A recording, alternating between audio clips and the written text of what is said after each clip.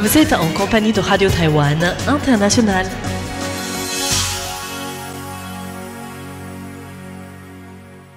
Bonjour à tous et bienvenue sur l'antenne française de Radio Taïwan International. Ici Lisa Dufaux pour vous présenter le programme de ce vendredi 10 octobre, qui est aussi le jour de la fête nationale taïwanaise. Aujourd'hui, c'est Meg Wang qui vous présentera le journal de l'actualité qui sera suivi du décryptage dans lequel nous reviendrons ensemble sur les célébrations de cette fête nationale et en particulier sur le discours présidentiel qui est chaque année scruté de près à Taïwan comme à l'international. Vous pourrez ensuite retrouver Florian Dai avec son émission Femmes d'ombre, Femmes de lumière qui s'intéresse cette semaine à Lian et à son roman Le banquet aphrodisiaque. Voilà pour les ondes courtes et vous pourrez également retrouver sur notre site internet un nouvel épisode de Géopolitique présenté par Jean-Yves Heurtebise qui continue cette semaine de s'intéresser à la relation entre le Vatican et la Chine. Je vous souhaite à tous une excellente écoute et je vous laisse sans plus tarder en compagnie de Meg Wang pour le journal de l'actualité dont voici les principaux titres. Le président Lai Ching-te déclare que Taïwan veut établir un Taidom pour assurer sa défense. Le président de la République veut faire de Taïwan l'un des premiers centres de puissance de calcul informatique. Le ministre du Travail s'engage à fournir un rapport sur les conditions de travail du groupe Giant. Et la société civile appelle à surveiller la situation post-catastrophe à l'occasion de la Journée mondiale de la santé mentale. Bonjour à tous, vous êtes bien à l'écoute de Radio Taïwan International. C'est Meg Wang à l'antenne pour vous présenter notre journal de ce 10 octobre.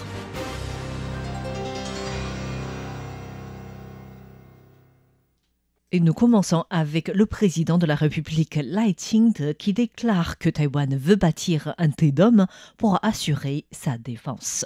Dans son allocution de la fête nationale du 114e anniversaire de la République de Chine, le président taïwanais Lai Ching-te a souligné les avancées démocratiques, économiques et sociales de Taïwan face aux défis mondiaux, appelant à l'unité et la résilience. Rappelant que Taïwan avait vécu le mois dernier le passage historique de dépasser le nombre de jours passés en liberté comparé à ceux sous la loi martiale, Lai Ching-te a insisté sur le rôle responsable du pays comme phare de démocratie en Asie, ajoutant que pour chaque personne encore vivant dans l'ombre de l'autoritarisme, nous faisons briller la lumière de l'espoir, je cite.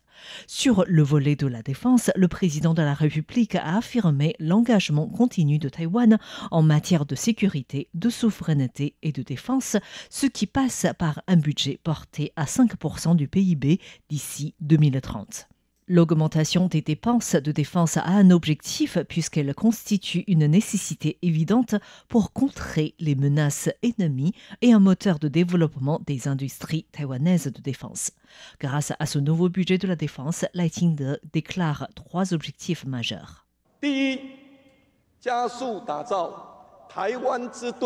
Premièrement, nous accélérerons la construction d'un Taidom. Établirons à Taïwan un système de défense aérienne rigoureux, doté d'une défense multicouche, d'une détection de haut niveau et d'une interception efficace, et nous tisserons un filet de sécurité pour Taïwan afin de protéger la vie et les biens de nos concitoyens.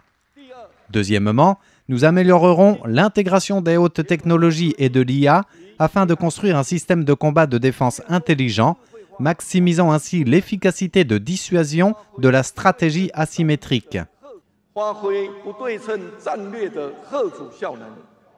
Et le troisième objectif est de continuer à investir dans les technologies innovantes de défense et à collaborer avec les industries militaires des pays avancés dans le but de renforcer les capacités industrielles de défense. Taïwan renforcera également ses chaînes d'approvisionnement nationales grâce à la recherche et au développement, à la conception et la fabrication locale. Cela permettrait à Taïwan d'accélérer la modernisation de son industrie, de renforcer la résilience de ses équipements militaires et de renforcer les capacités de son industrie de défense. Lai Ching-te a souligné qu'un Taïwan démocratique était un pôle de paix et de stabilité dans la région Indo-Pacifique. Le pays s'efforce de maintenir le statu quo et souhaite que la Chine renonce à recourir à la force pour modifier ce statu quo dans le détroit de Taïwan et qu'elle contribue au maintien de la paix et de la stabilité dans la région Indo-Pacifique. Le président veut faire de Taïwan l'un des premiers centres de puissance de calcul informatique. Dans son discours adressé à l'occasion de la fête nationale, Lai Ching-te a mis en avant la bonne santé de l'économie taïwanaise avec une croissance de 5,1% cette année en soulignant 3 axes stratégiques de son administration pour renforcer la compétitivité de Taïwan. Tout d'abord, élargir et faciliter les investissements en soulignant que le gouvernement entend ajouter 620 milliards de dollars taïwanais, soit plus de 20 milliards d'euros de nouveaux prêts. Le gouvernement vise à attirer des investissements capables de générer une valeur d'environ 33 milliards d'euros de capitaux et de créer 80 000 emplois supplémentaires. La deuxième stratégie économique réside dans la coopération économique et commerciale internationale pour marquer la présence de Taïwan. À ce sujet, Lai Ching-te a précisé que Taïwan continuerait à signer des accords bilatéraux de coopération économique et commerciale avec différents pays et à mener des négociations tarifaires réciproques avec les États-Unis afin d'obtenir un taux raisonnable. La troisième stratégie économique concerne les hautes technologies de Taïwan. Le voici.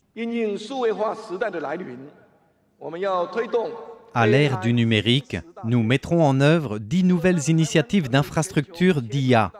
Outre le fait de contribuer à faire de Taïwan l'un des 5 premiers centres mondiaux en termes de puissance de calcul informatique, nous investirons également davantage dans la recherche et le développement dans 3 domaines technologiques clés: la technologie quantique, la photonique sur silicium et la robotique. Cela facilitera l'introduction d'outils d'IA dans différents secteurs et professions, tout en favorisant son application dans divers domaines pour que Taïwan entre dans l'ère des technologies intelligentes et maintienne sa position de leader mondial dans le développement technologique. En plus de ces stratégies, Lai Ching-te a également souligné son objectif de faire de Taïwan un pôle asiatique de gestion d'actifs et de développer l'industrie biopharmaceutique comme un secteur national clé. L'opposition n'observe aucune solution concrète au sujet de l'interdétroit dans le discours présidentiel. Le porte-parole du Kuomintang, Deng Kai-shun, a réagi aujourd'hui au discours du président Lai Ching-te prononcé à l'occasion de la fête du double 10. Dans un communiqué, Deng Kai-shun a qualifié ce discours de très éloigné du sentiment réel du public, ce qui montre l'absence d'introspection et de sens de responsabilité attendu d'un dirigeant au pouvoir. Le KMT a vivement regretté l'accent mis sur la fin de la Seconde Guerre mondiale en omettant complètement l'histoire coloniale de Taïwan et occultant les faits historiques. Au sujet des relations interdétroits, le porte-parole du Kuomintang a estimé que Lai Ching-te n'a proposé aucune mesure concrète alors que les échanges et le dialogue entre les deux rives sont toujours au point mort. De son côté, Xiao Xuchen, le directeur exécutif de la fondation de l'ancien président de la République Ma Ying-jeou, a aussi critiqué le président Lai Ching-te, lui reprochant de ne pas évoquer les échanges interdétroits, ce qui est synonyme d'abandon de la voie de la réconciliation entre les deux rives au profit de la voie de la confrontation militaire frontale. L'ancien ministre philippin de la Défense évoque l'importance de coopérer sur le plan de la sécurité. L'ancien ministre de la Défense des Philippines, Delfin Lorenzana, a souligné l'importance de la coopération entre Taïwan et les Philippines en matière de sécurité, considérant la proximité géographique des deux pays qui font partie de la région Indo-Pacifique.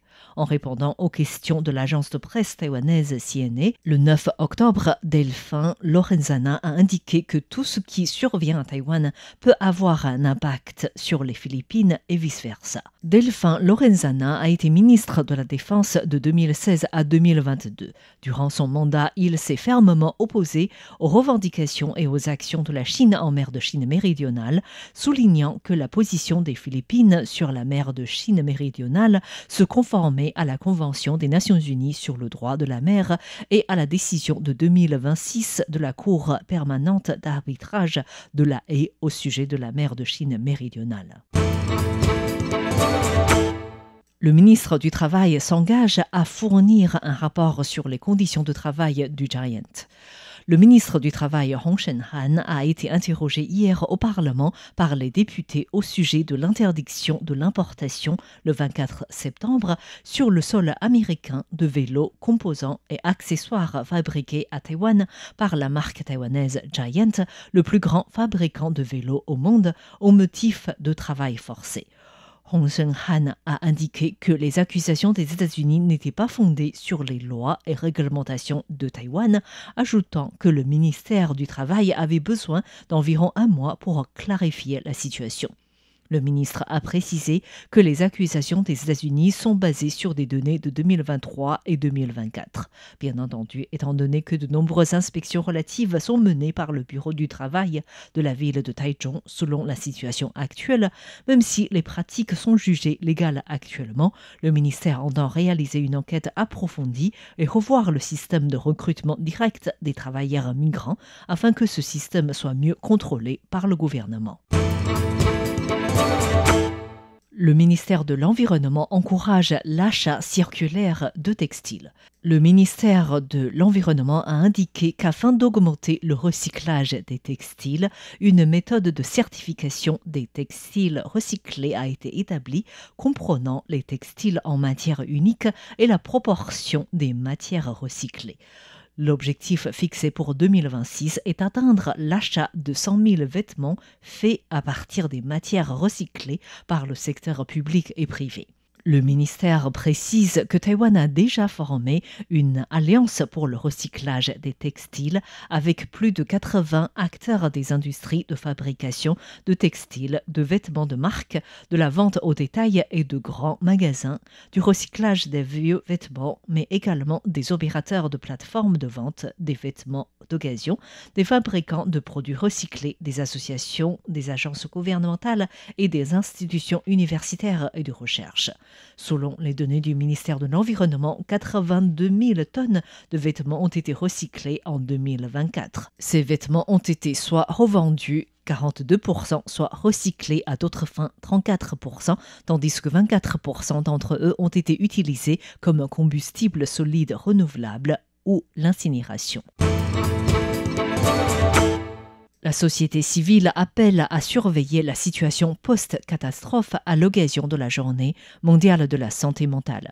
À l'occasion de la Journée mondiale de la santé mentale ce 10 octobre, l'Alliance des actions pour l'éducation nationale et la Fédération taïwanaise pour la santé mentale ont publié un communiqué de presse indiquant que le thème annuel de cette journée était « Accès aux services de santé mentale en cas de catastrophe et d'urgence ». Selon ces ONG, une étude de la Fédération mondiale pour la santé mentale a révélé qu'environ un tiers des sinistrés de catastrophes pourraient souffrir de conséquences psychologiques importantes. L'OMS a également estimé qu'environ 22% de la population touchée répond aux critères de maladie mentale diagnosticables tels que l'anxiété, la dépression ou le trouble de stress post-traumatique. En citant les sinistrés du récent débordement du lac Fata'an de Hualien qui a provoqué 19 morts, les ONG ont appelé les autorités à mettre en place des services d'accompagnement psychologique dans les écoles et les quartiers touchés, en plus des consultations pour que les personnes dans le besoin puissent être assistées en cas de traitement nécessaire. Merci à tous d'avoir suivi notre journal de ce vendredi 10 octobre. C'était Meguang pour Radio Taïwan International.